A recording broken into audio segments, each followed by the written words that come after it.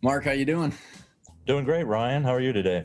Good. I'll kind of I'll lay the groundwork here. So I went to school with your daughter, and I've been following, Star and what you guys have been doing for years. I don't know if we ever actually worked with you guys at the family business, but my heart goes out to the industry, because I was just telling you that I've got a couple friends where they just got decimated, and I saw you guys post online your pivot like a couple weeks ago, and I was like, oh my gosh, I got to get Mark on the show to share how he did it because of the industry and what you guys have done. I just think it's a story that hopefully we can give a lot of people some insights that even if you're in the industry that's impacted the most, there are possibilities to claw your way out. So with that being said, why don't you just kind of give everybody a rundown of you, the business, and whatever you think is pertinent.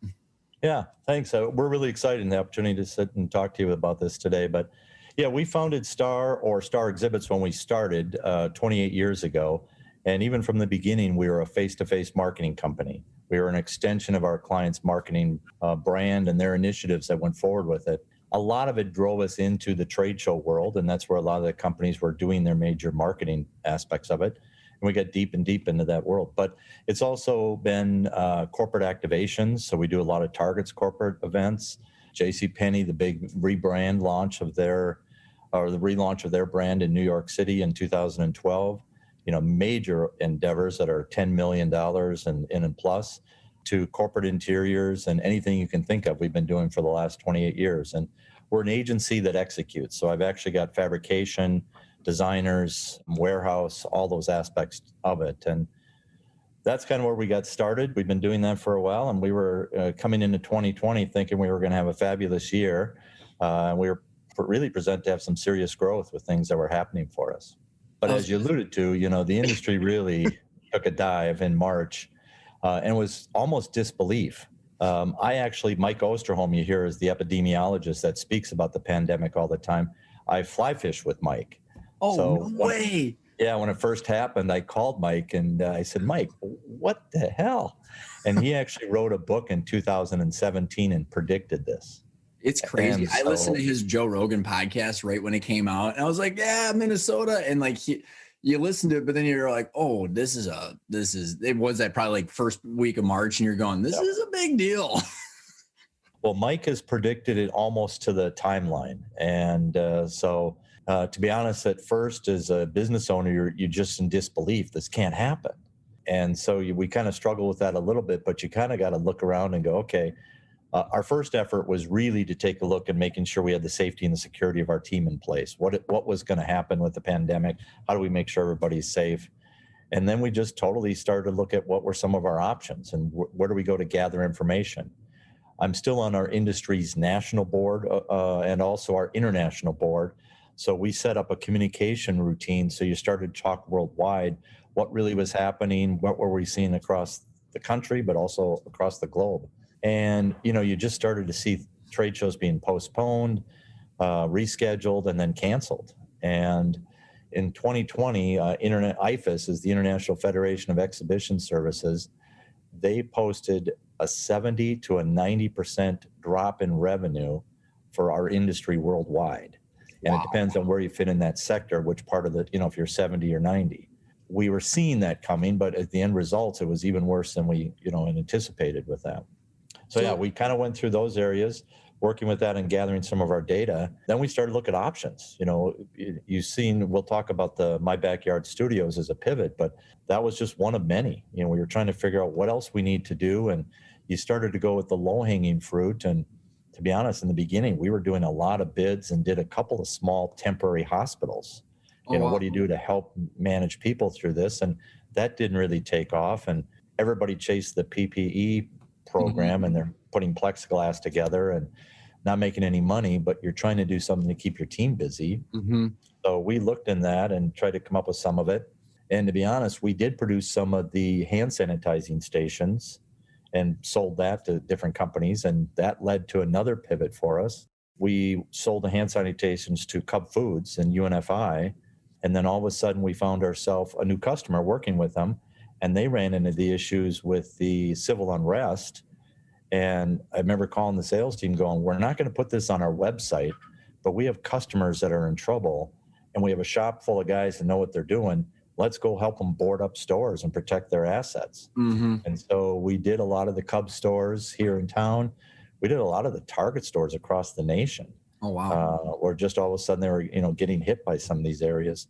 It was just the COVID alone and all the emotional stuff you went through in March, April, May, and then you come into this and you're seeing people and their worst in those riot situations. And then I'm on the board of IFES, Athletes Committed to Educating Students, an after-school program. And we had 38 families alone that were in the Lake Street area. It was one of the areas that were prominently hit here in Minneapolis. Yeah. How do you feed this family? They just lost their grocery store. And in that case, we connected really well. Mike Steigers is the CEO of Cub and UNFI, and he quickly went, we got to rebuild. And to rebuild a store is going to take months. But he looked to us and said, is there something we can do? And in 2.5 weeks, we built that temporary grocery store down in Lake Street. And it's still there today. It's actually coming down middle of February. The store is finally getting ready to reopen. And it's been really neat to go there and see the community be able to come back and shop. And so you get a lot of personal satisfaction through it. But again, our business was not meant to be boarding up stores or building temporary grocery stores from any sense. So anyways, we also were getting together through all this time. As you mentioned earlier, we are an EOS or a traction company. So we were still having our regular meetings and we were trying to identify what we saw trends that were happening because of this. And we have a belief that these situations do create innovation and something new. But I have a stronger belief that they really expand on trends that were already there. So one of them that, I was going to say, because this is going to be, I think this is going to be crucial because I actually just got done recording an interview where we were talking with this gentleman about trends and like riding those trends. But maybe before we do that, Mark, kind of give us a feel of what Star exhibits, the things that you were doing, because you kind of gave a description. So if I'm a listener right now and they're thinking of trade shows, and it's not just like the pull down banners, right? Like you're talking about like huge things, you're manufacturing things. So why don't you kind of just walk us through like your operations and like what it consisted of and like what you were doing? Because I think that'll be relevant as you're thinking about the pivots and the data that you were gathering, how you were going to leverage the things that you guys are good at. Right. And how that was. Maybe kind of give us a little bit of an understanding of what it is that you guys, the operations. So to give you a better feel of our operations, we're in a 200,000 plus square foot building. And in the facility, we actually have everything from the creative team that's working here, the customer service area, but full fabrication. So I've got a 50,000 square foot, production shop with anywhere from 18 to 25 full-time carpenters that are working there at all times. We do our finishing here. We also do the warehouse. So our execution is really fine-end cabinetry work, and it's the high-end area with that. So a lot of the projects that we've been working on over the years, but even this last year's, high-end corporate interior. I mean, the Sherwin-Williams centers that they have downtown, their innovation centers, Target's corporate interior with the museum-type quality that we've done for years. We're constantly doing work like that. And then, our trade show world, we do some things as small as the 10 by 10s, but our real sweet spot is those 20 by 20s, or we've gone all the way up to Whirlpool exhibit we did for many, many years when they were going to the full size. That was 25 semi-loads going to a show. Just a little bit of stuff, right? Right. And that was double deck. I mean, our carpenters, just the skill that the team has come in from an engineering perspective, some of the things that we've pulled off have been phenomenal with that. So, we have a full line of areas that we show in, and we understand people's brand, but we really execute from the fabrication. And some of our guys are great at just coming out. KSTP calls us and goes, hey, we need a new set for Jason. Can you do it this week? And our carpenters will go on site and figure stuff out. So how did you, before we get into as you get into the pivot, I think the backstory helps a little bit, is like, you go from a face-to-face marketing business to your manufacturer and cabinetry and the things that you're doing. What was the progression that way? Like, did you ever envision yourself with that kind of infrastructure? I mean, and this will probably tie into some of the costs too. I mean, just the overhead of the things that you're doing. Did you ever envision yourself doing this, or? Well, and maybe it's helpful a little bit, but when we started the company, it was Tom Pikachik and myself. And Tom and I were very naive. We had quit our other job. I was a salesperson and Tom was my sales manager, basically.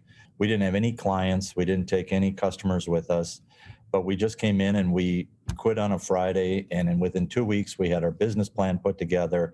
We'd gone to Dave Cleveland, a Riverside bank, to give us our first loan. We found a building that was really just kind of falling apart. The ceiling tile was coming down. The floor needed to be scraped up, new tile. We took it as is, and in 2.5 weeks, we just turned it on and opened up the business. That's awesome. Then we had to go find customers.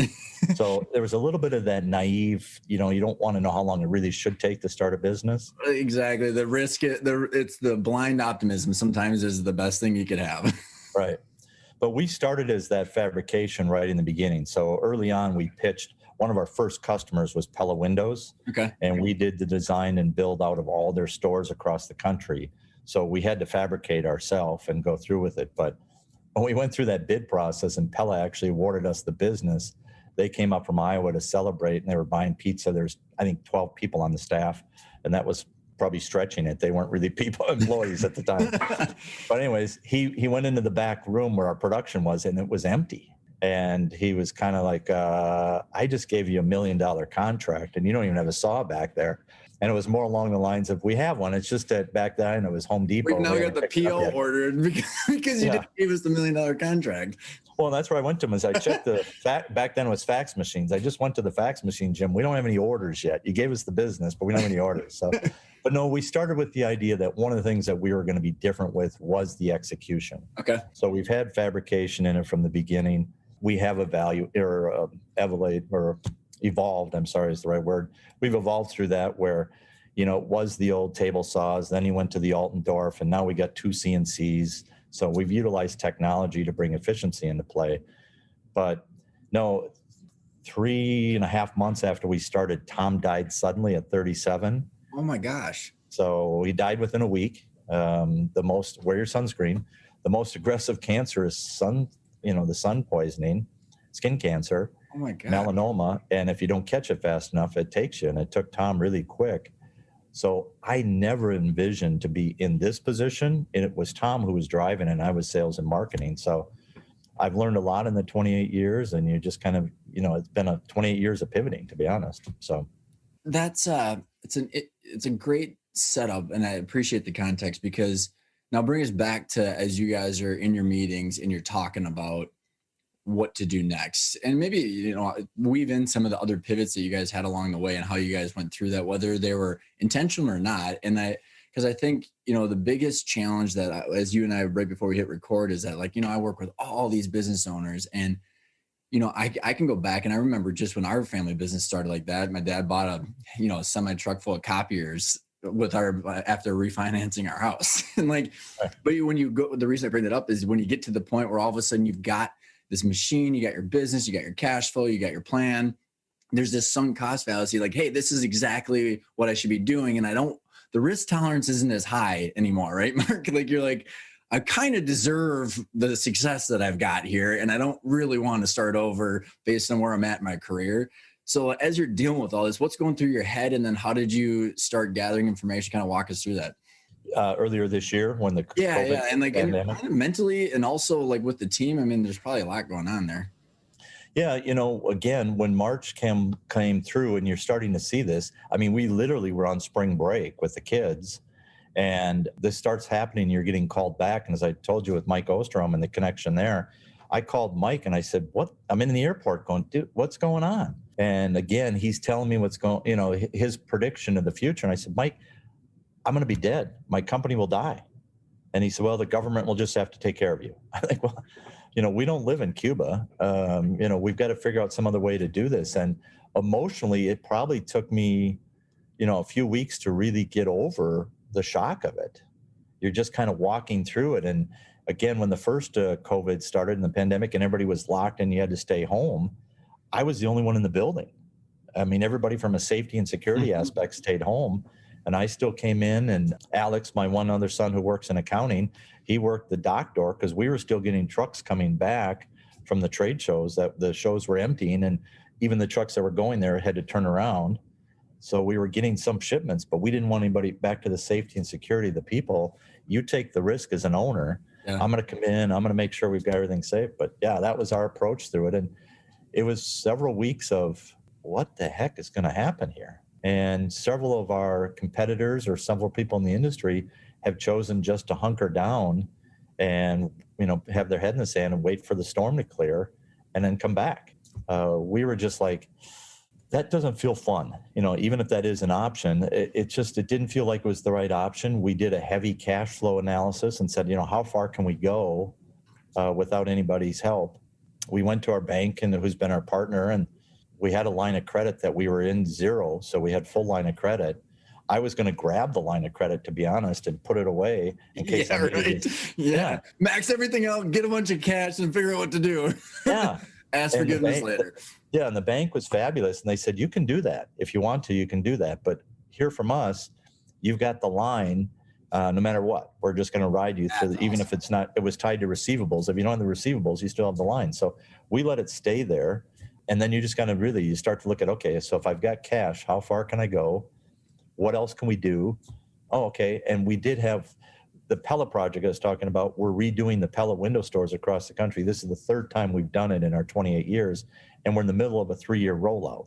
So that really kept us like, wow, at least we got some business here. Yeah. Some oxygen, right? Yeah, we can keep going with that. And then we just said, okay, what else can we do? And as I said, some of the first things that came up is, what's the easiest low-hanging fruit? What are we really good at?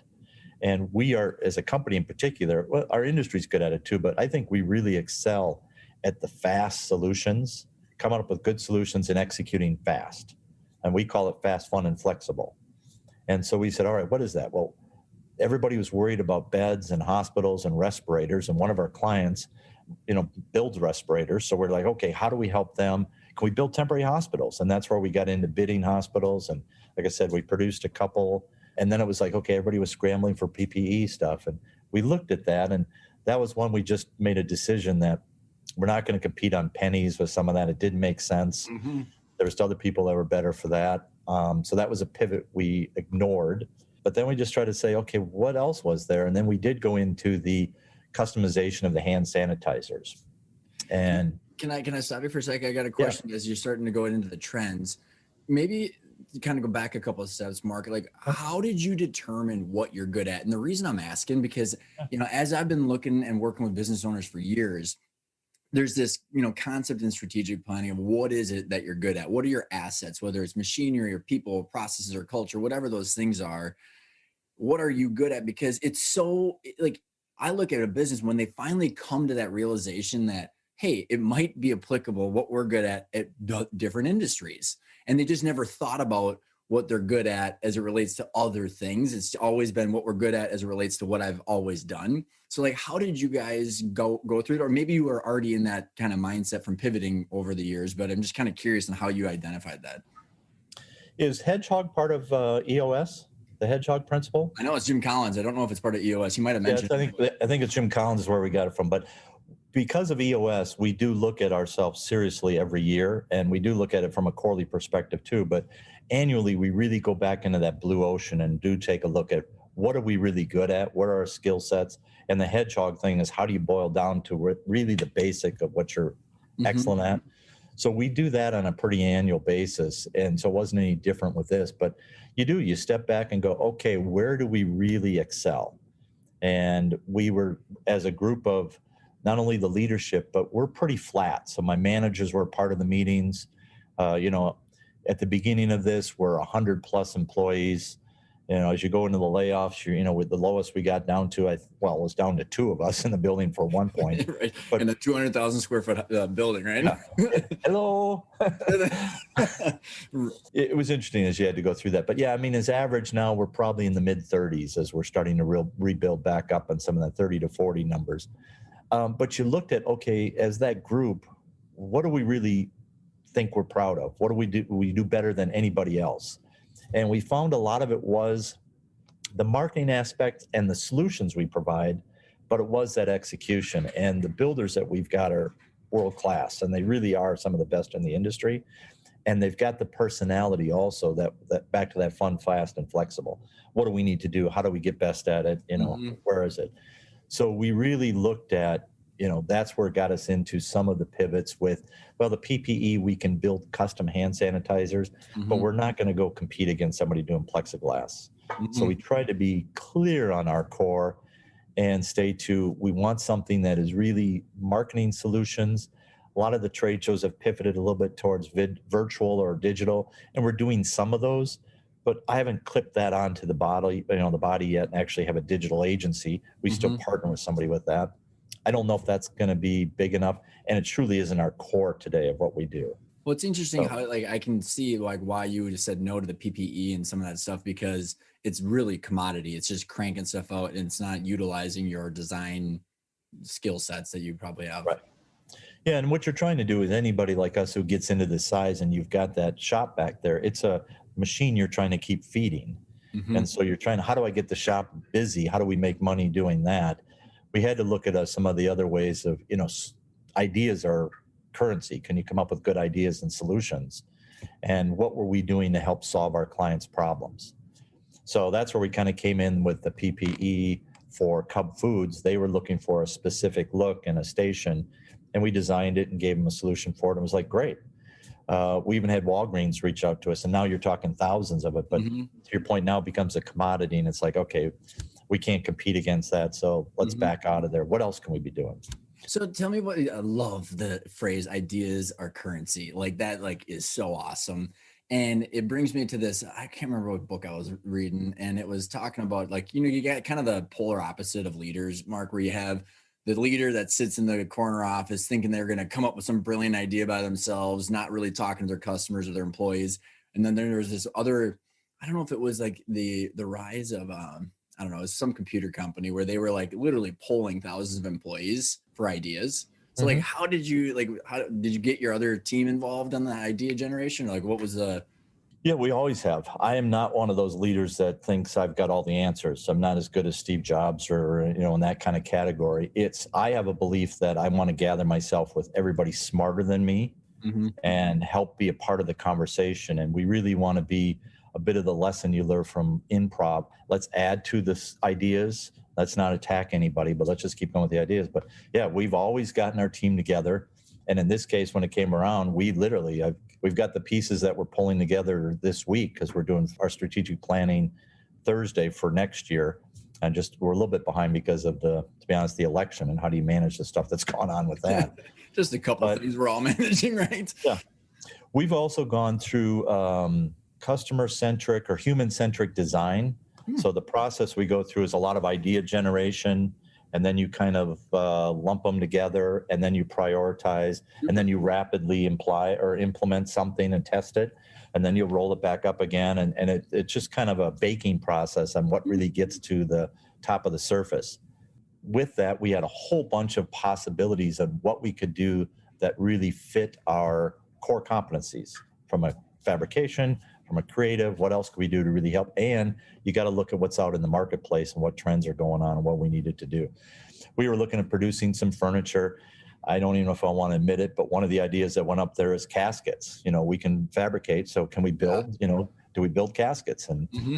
somebody presented that there are a big need for like the cowboy old fashioned caskets. And, you throw that idea up and you kind of boil it down and you go, okay, not that one.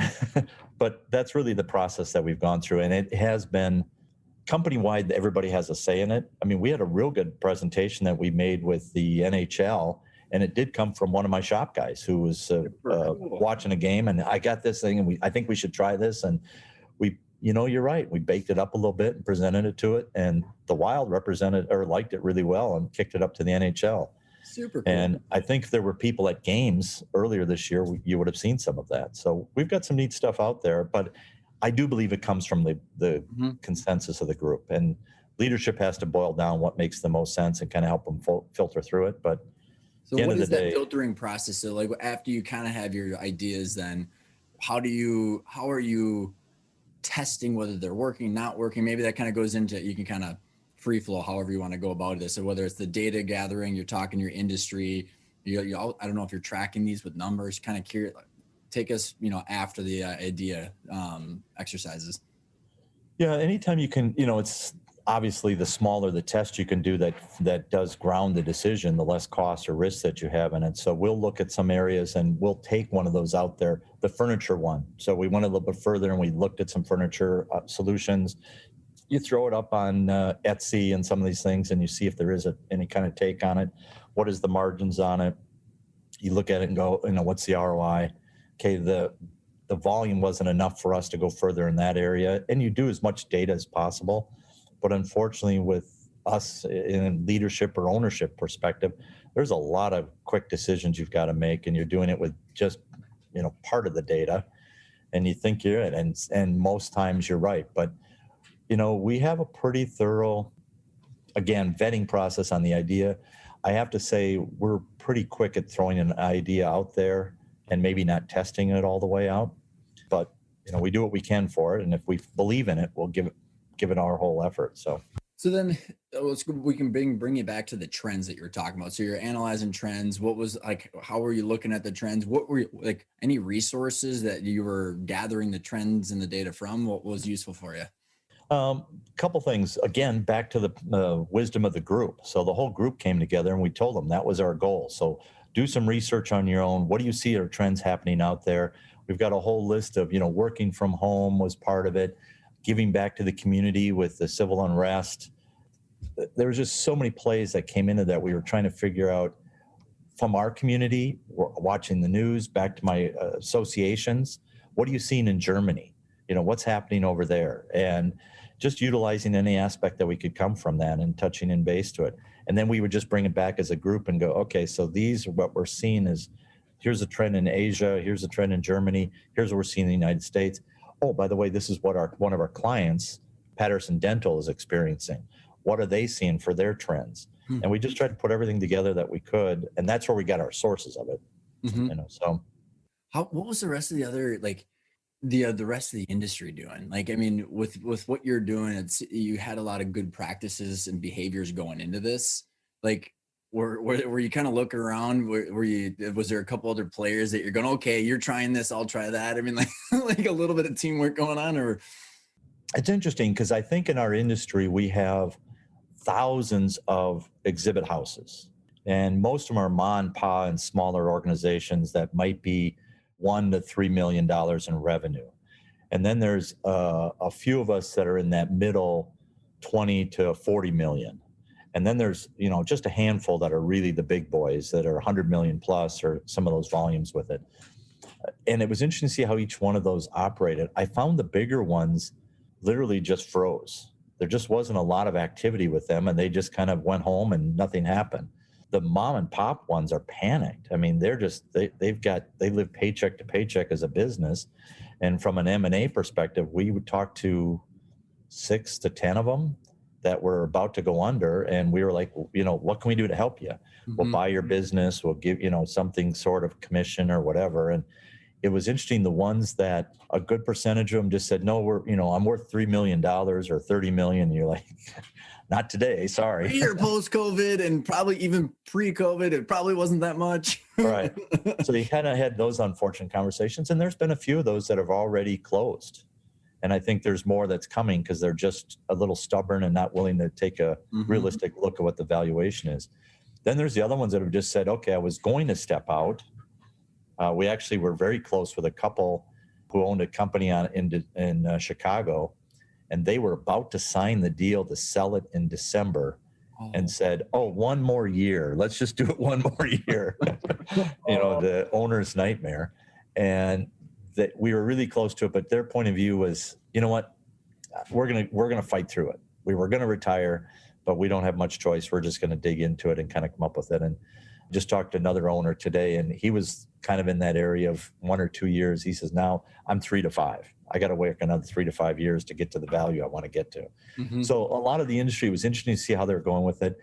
Some of them are really going down that PPP program, and they're selling plexiglass, and it's just commodity. And I don't know what they're going to do or how they're going to make it, but the ones who have survived and have done well are pivoting. They are doing something different areas like us or other things similar to it. But I would say the majority of them truly have just buckled down, and they're down to 5% of the employees and they're just waiting for this to get over. And we're not seeing the trade show world will start opening, I'm saying May or June. Mm-hmm. And I don't know if you've seen anything, but even like the theater, everything down in our Hennepin Theater Trust. Isn't it like I think it's like the fall 2021? They're kind of targeting some events. Well, New York and Minneapolis is targeting June.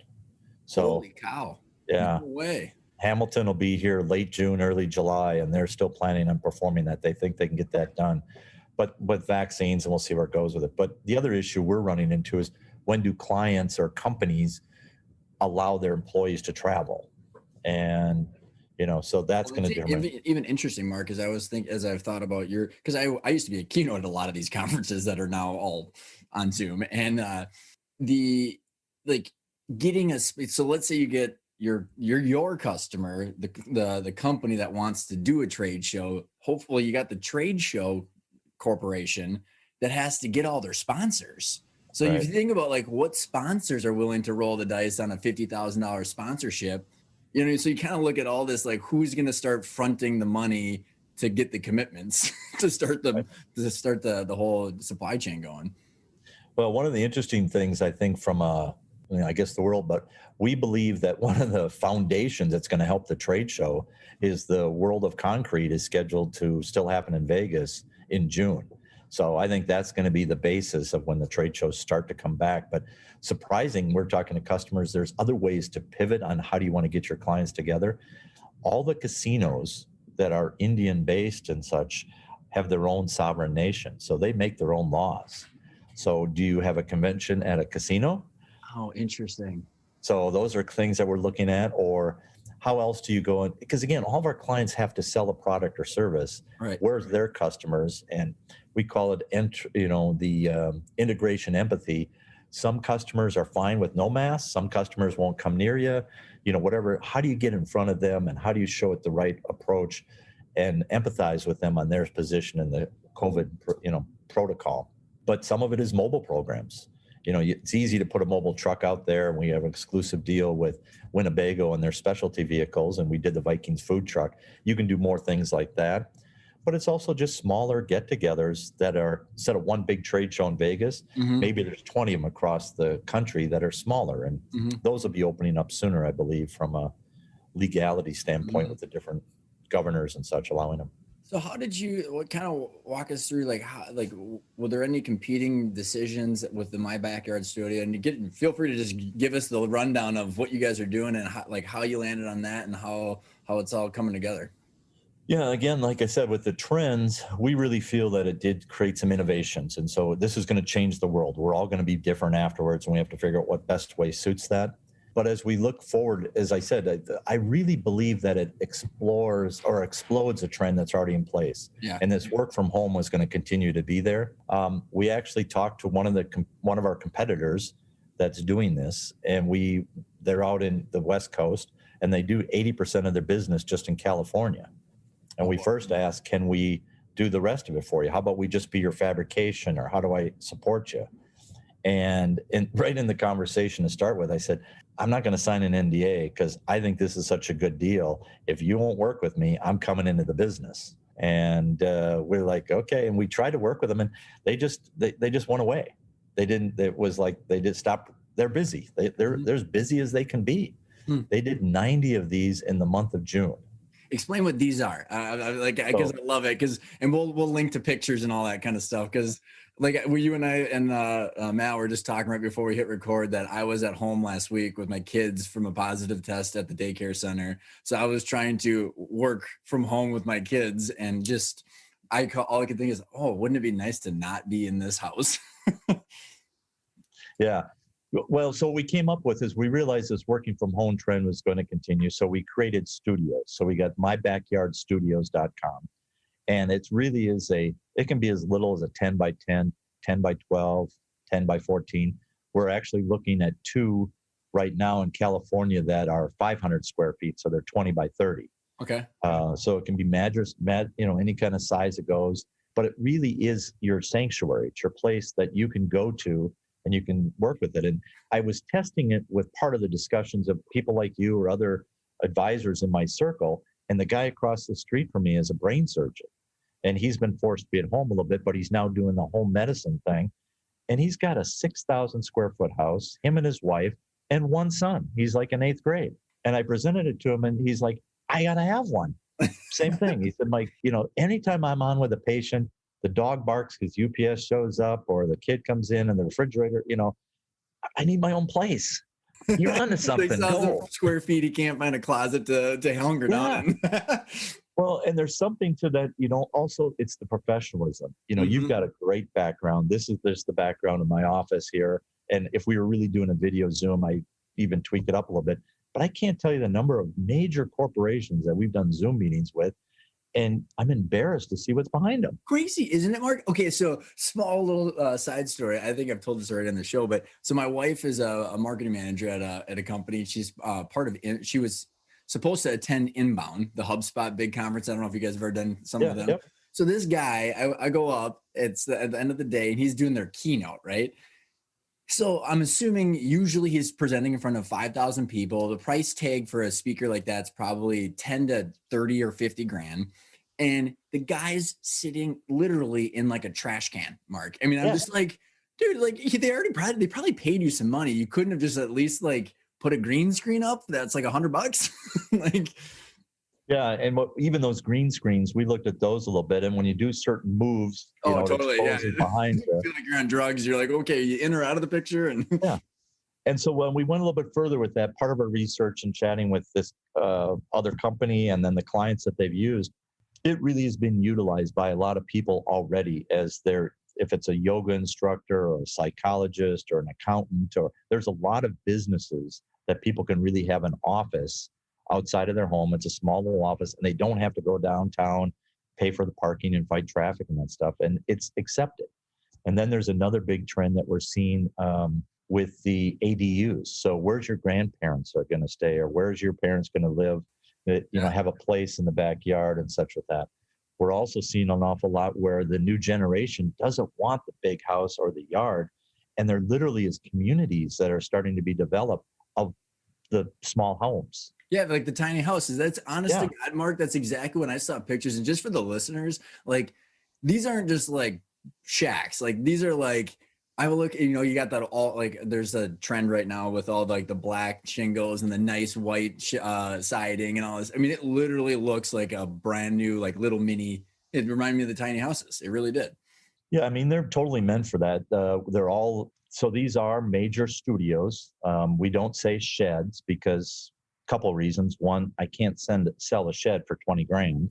And when you deck all these up with all the features, certain people you might be able to, but it's not the volume you're probably looking for. and again, it's not something that when I think of a shed, it's something you have in the backyard where you put your lawn equipment and you store stuff in. These are finished inside and out. You could very easily, as I said, back to the attorneys or psychologists, you could have an office there and your customers would have no problem coming into it. They're fully insulated. You got wind and snow loads you have to deal with. So we've got them all architecturally stamped and approved through that. Right now, we have 3 models that we've developed on our website, but we are continuing to do additional and add to them. But the other ones is we're always custom. So our strength is we've built these kind of temporary structures for years. We did the Care 11 warming house for the Super Bowl. So it was a big, a big studio. Yeah. And so that was back to when you said, how do we determine what it is? We've done that from client activations. This is just the first time we've gone from B to B to B to C and actually go directly to the consumer. And so part of your testing phase is we threw it out there ahead of the game before we really had our stuff together to all the big boxes out there. And they all not only called back, but like, get them on the phone. Let's go. And it was like, what? And, it was kind of fake it till you make it. But we're like, oh, yeah, we're doing, and that's. Of course. Just like that $1 million contract. Where are all the orders? Well, we haven't gotten them yet. Right. So we're just about to activate with a couple of them right now. It's an onboarding process. But we literally got to the point of working through the trends in the summer. We were doing the civil unrest. We were trying to figure out where the rest of the industry was going. And then we made the determination, okay, how fast can we turn this on? And it was literally 60 days that we were able to turn this and activate it and started to promote it. But prior to that, we did have the big boxes going, okay, what do we need to do? And we've been onboarding and we're just getting finished, like I said, for a few of those. And it'd be interesting to see where that takes us. So when so now how fast can you go? I'm curious, like the data or the financials that if you use this as part of your process, Mark, or if you can probably assume, well, let me back up. I'll tell you the story.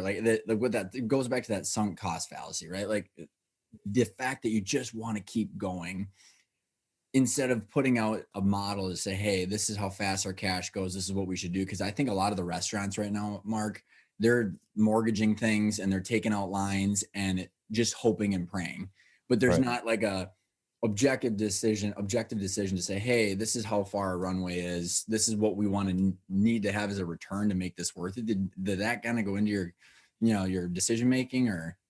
It did a little bit, but I have to say we're very fortunate this year that we've still had some of the other business and your restaurant example. So they've had to make major cuts, but there's several restaurants that are doing better today with just the takeout than what they were doing before. And it's kind of the numbers that go into play there. So I've actually ended 2020 with more cash than I started substantially. Good for you. That is awesome. We haven't touched the line. I mean, and it's just things like that. So we've got a little bit more of a comfort zone than maybe some other situations, but we have looked it together and we did a preliminary budget of what we thought this would be, but there's still so many surprises. You hook up to one of these big stores and you're turning on your website and you put some of the, oh, I need an EDI component. What's that going to cost me? And there's another 30 grand just out the door. $100,000 developer in 12 months. Yeah. You're like, whoops, okay. So yeah, we did some of those numbers with it and we're still looking at it. We only have to do, I would say 10 to 15 of these a month to really say this was worth it. Okay. And when we've already tested it, we've seen a competitor who really, they're 20,000 square foot. They're a great organization, but they're not anywhere near as sophisticated. And if they're doing 100 a month, we're like, we've got this.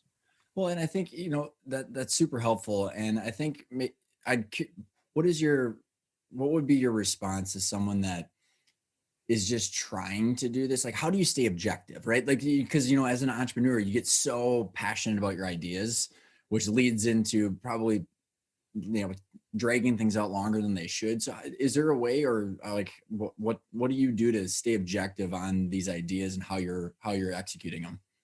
I think where my strength has been is I know what I know, but I know more what I don't know. And I'm really willing to go find out and talk to other people about it. And as we were kicking this around, I wasn't afraid to go to my neighbor and ask them, hey, what do you think of this? Would you do something? And other business owners and other, just play those ideas out. And if I did this, what would it look like to you? And what would you pay for a studio in your backyard? And, we just started to go through that. And then you do as any kind of marketing, you're digging into your competitive analysis and you're looking what else is out there. And, in this case, we weren't inventing something. We were just doing it better than somebody else. If you're really the first of anything, that's cutting edge, bleeding edge, that can get really expensive. But when somebody else has already done it, it's a little bit easier just to how do you get better at it. And what we found is that in the industry, there isn't the customer service. Our competitors are really falling down on that customer service. And that's another thing that we really pride ourselves in is the white glove and really serving our customers. So we said, we can just own it by doing that. And I mean, assuming that B2C play really makes a big difference, because if you're not used to having a customer service department that's reaching out to consumers that don't have a staff to implement things for them, it's way different. Well, it's still even different that my team is great at customer service, but it's still a little bit corporate. And you have to remind them, no, this is a consumer. And you have to talk to them a little different with that. And think about it if they were them, coming through it. And it's been a little eye-opening for a few of the people. So great at dealing with a corporation, and it's still people.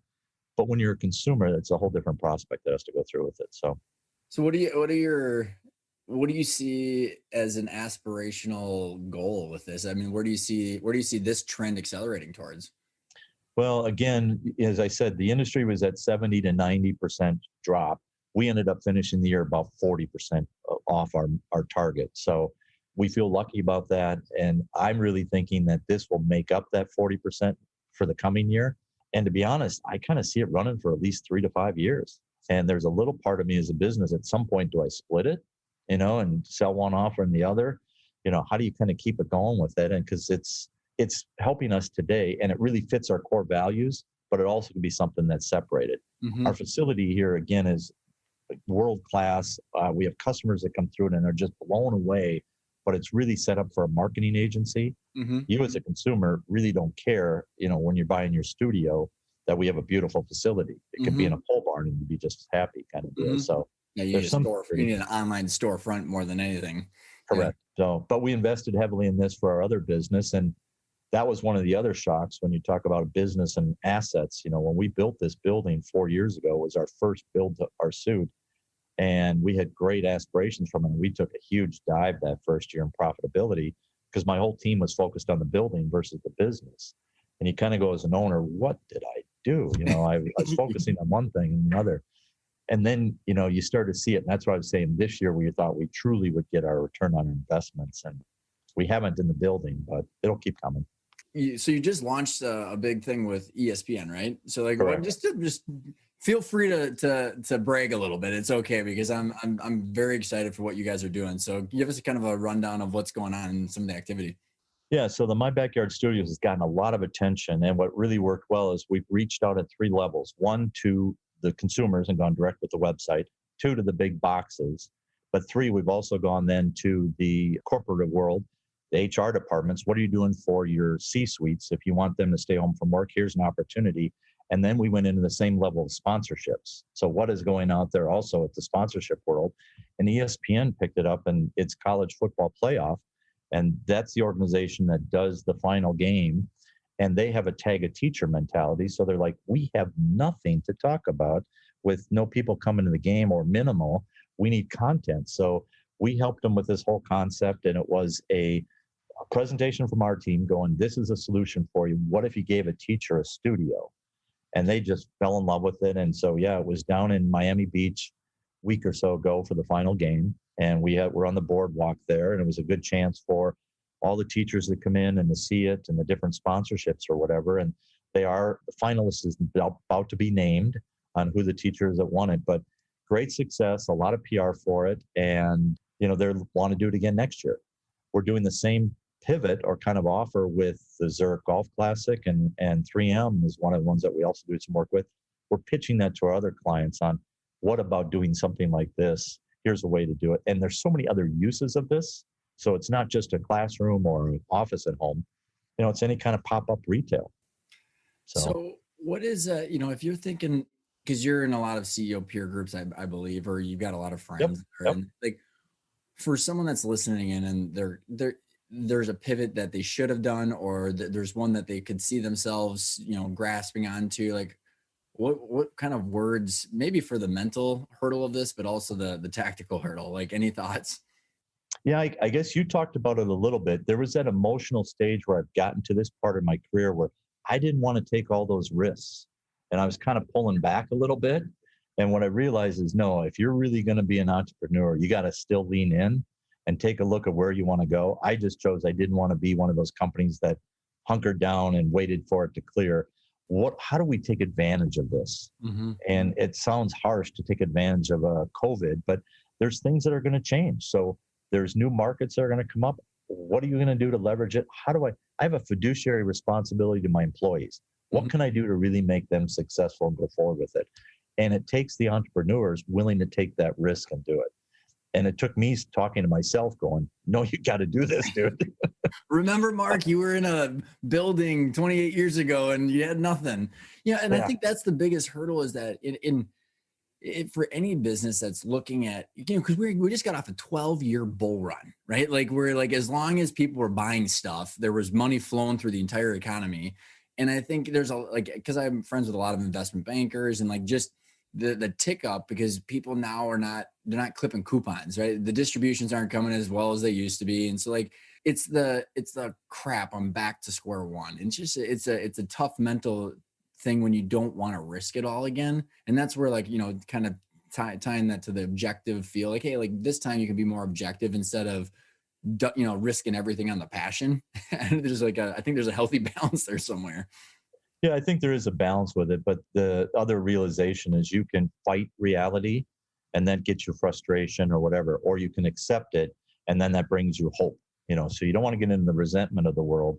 Just get to the other side of it and go, this is really what's going on. And it took my conversations with Mike Osterholm and that to kind of get to the other side of it and go, all right, damn, there is a pandemic. Now what are we going to do about it? Yep. So. Well, this has been an absolute blast. And I think I give you guys so much props. And I think that the people that are tuning in, there's a lot of people, whether they're in a business that even though they might not have been impacted, they could ride a trend, accelerate it up. And there's a lot of opportunity if they can, like you said, I think you put it well, very much accept it, then you can make action. Yeah, we just have to look around us to see what's going on. And that's what we did with the group and the people. And we found solutions and vetted one out. And off we went with our core competencies. So 2 final questions for you. One is, what does the word intentional mean for you? Intentional is being very disciplined and purposeful on doing the work on what you want to do, creating that, and then discipline to follow through on it. So we look at it all the time. I love it. What's the best place to find you, Star Exhibits, My Background, My Backyard Studio, all the stuff that you guys have going on out there? Yeah, well, our main website is engagestar.com. And you can find us there, or mybackyardstudios.com. Either one of those, and it will link you back to us. That's the best place to find us, or ESPN. You'll see us at other sites coming up. Awesome. And if you're really wanting some peace and quiet, you just need to buy one. Yeah. No, we have not seen anybody yet from the CCO or the media that we've gotten coverage on. Everybody's like, I want one. Because everybody's dealing with this. They're dealing with their own 4 walls and they want a little bit of me time. I mean, my wife's in the next door, hunkered down in our spare bedroom for 10, 11 months now. It's like, we just got to figure out who's going to get one if we have one option. Or as your kids get older, where they're going to do their schoolwork, you put them out in the classroom. There you go. Yeah, it's our house. So I don't need a man cave and a man shed. You leave our house. Yeah, put the kids out back. Mark, thank you so much for coming on. This has been a blast. Thanks, Ryan. I really appreciate it. Let me know if there's anything I can do for you, but thanks for everything you're doing and spreading the word.